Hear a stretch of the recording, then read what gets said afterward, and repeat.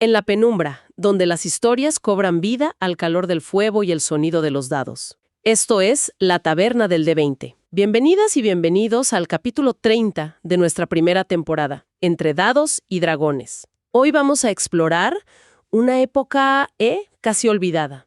Un tiempo de mitos donde el mundo no era de los humanos ni de los elfos. No, para nada. Era un mundo gobernado por colosos. Exacto. Hoy nos vamos a sumergir en la Era del Alba.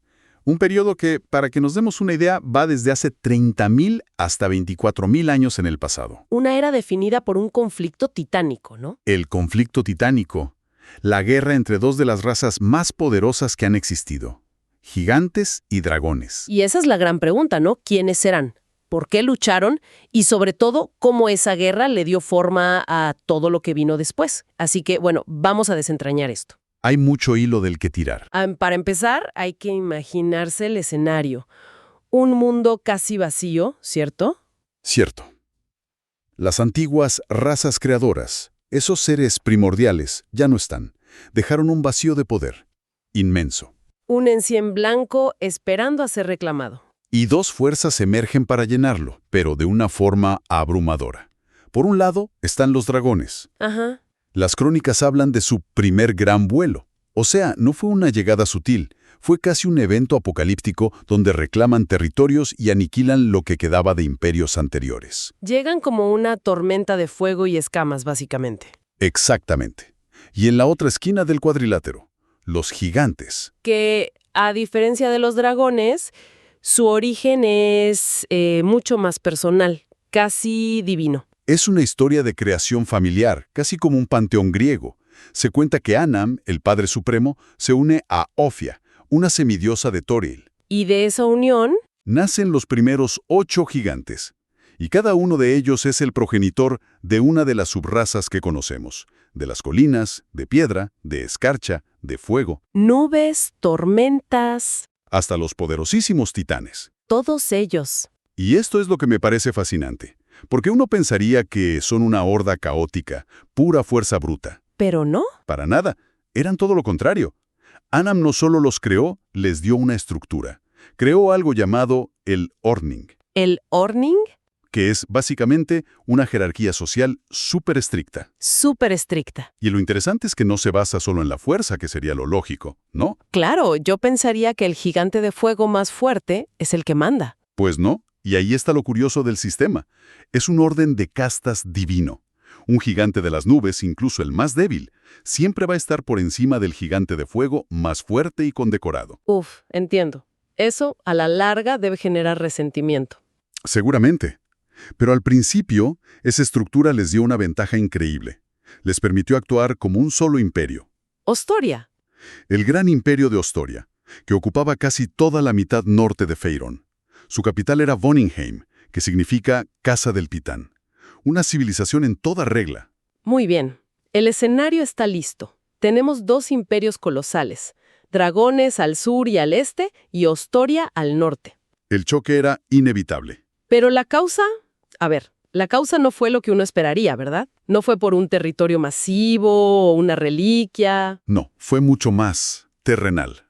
Mundano, casi. Sí. Los dragones, en su arrogancia, empezaron a cazar los rebaños que los gigantes cuidaban como ganado. Espera. ¿Me estás diciendo que una guerra de 1000 años empezó porque los dragones se comían las vacas de los gigantes? Son una excusa, ¿verdad? Pero fue la chispa que encendió la pradera. Tenía que haber algo más. Lo había.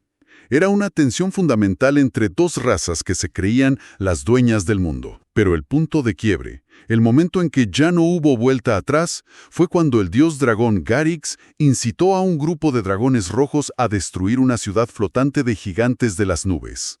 Ah, bueno, eso ya es otra cosa. ¿Atacar una ciudad flotante? Eso es una declaración de guerra existencial. En ese momento los gigantes se dieron cuenta de que esto iba en serio. Y la guerra que siguió fue legendaria. Las historias de sus héroes todavía se cuentan. Hay una que a mí siempre me ha volado la cabeza. La de Thrym, el gigante de escarcha. Un héroe increíble. Se dice que mató a un dragón azul adulto de un solo hachazo. Pero su final es de una épica brutal. Totalmente. Él atrae a un antiguo dragón dorado, que era un general enemigo, y a sus 12 lugartenientes a un pozo estrecho. Para quitarles la ventaja del vuelo. Exacto. Y ahí, en ese espacio confinado, los mata a todos, a los 13. Pero el precio fue... Murió ahogado. Murió ahogado en la sangre de sus 13 enemigos. ¡Qué imagen! Vaya. Y esto duró más de 1000 años. Es casi inconcebible.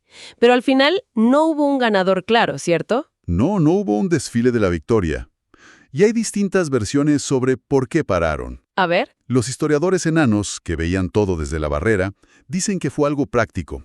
Los dragones estaban enfrascados en su propia guerra civil entre cromáticos y metálicos. Claro, no podían mantener dos frentes. Tiene sentido.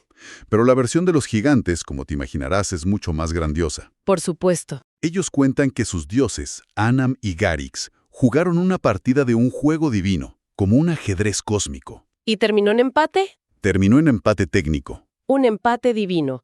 ¿Y en el mundo real? ¿Qué significó ese empate? Pues que ambos perdieron algo. Los dragones se quedaron con los territorios del sur que habían conquistado. Pero el imperio de Ostoria quedó, reducido a una sombra, confinado en el frío norte. La guerra terminó, pero el imperio gigante ya estaba herido de muerte. Exactamente. Vale, esto me lleva a otra pregunta. Los gigantes están debilitados, pero los dragones, que parecen haber salido mejor parados, también caen. Su era de dominio termina. Y su caída no vino de un gigante con un hacha, vino de un enemigo que en ese momento parecía insignificante. Los elfos. Los elfos. Eran nuevos en el continente, vulnerables, pero tenían una maestría en la magia que nadie más poseía. Y no la usaron para forjar un arma. Usaron algo mucho más sutil y aterrador. Crearon el Maithol de la Dracorradia. Un Maithol es, para que la gente entienda, como un encantamiento masivo, ¿no? Del tamaño de un país. Básicamente. Y esta era una obra de arte terrible. Lo vincularon a un cometa, la estrella asesina de reyes. ¿Y qué hacía? ¿Qué significaba que estuviera vinculado a un cometa? Significaba que cada vez que ese cometa era visible en el cielo, el Maithol se activaba. Y todos los dragones y criaturas con sangre de dragón, en un área de 650.000 kilómetros cuadrados, enloquecían. ¿Enloquecían? Una locura total, absoluta y autodestructiva. Se atacaban entre sí, a sus propias crías, a sus parejas, destruían sus propias guaridas. O sea, el arma de los elfos no los mataba. Hacía que se mataran entre ellos. Precisamente, los dragones se convirtieron en sus propios destructores. Cada vez que intentaban reconstruir sus reinos, el cometa volvía, y el ciclo de locura empezaba de nuevo. ¡Qué brutal! Una solución elegante y terrible. Y así terminó su era. No por una guerra, sino por una maldición que los obligaba a aniquilarse a sí mismos. De acuerdo. Eso explica el destino de los dragones. Pero me sigue quedando la duda. Si la guerra terminó en tregua, ¿por qué Ostoria desapareció por completo? Su caída es más personal, más trágica. La respuesta no está en un campo de batalla, está en el lugar de los dioses. una tragedia familiar. Digna de una saga nórdica. Milenios después de la guerra, Anam descubre que su esposa, Otia, le fue infiel con otros dioses. La ira de un dios despechado nunca es bueno. Es un cataclismo. Lleno de ira, Anam mata a uno de los amantes, el dios Ulutiu, y el colgante mágico de Ulutiu cae al mar. Y al caer, Su poder gélido se desata sin control y crea el gran glaciar, un muro de hielo que empieza a tragarse Ostoria desde el norte. una infidelidad divina condena a un imperio al hielo. Vaya. Y la tragedia no termina ahí, se pone peor. ¿Aún peor? Mucho peor. El hijo mayor de Anam, el titán Lanaxis, en su desesperación por salvar el imperio, intenta envenenar a su madre. ¿A Otea?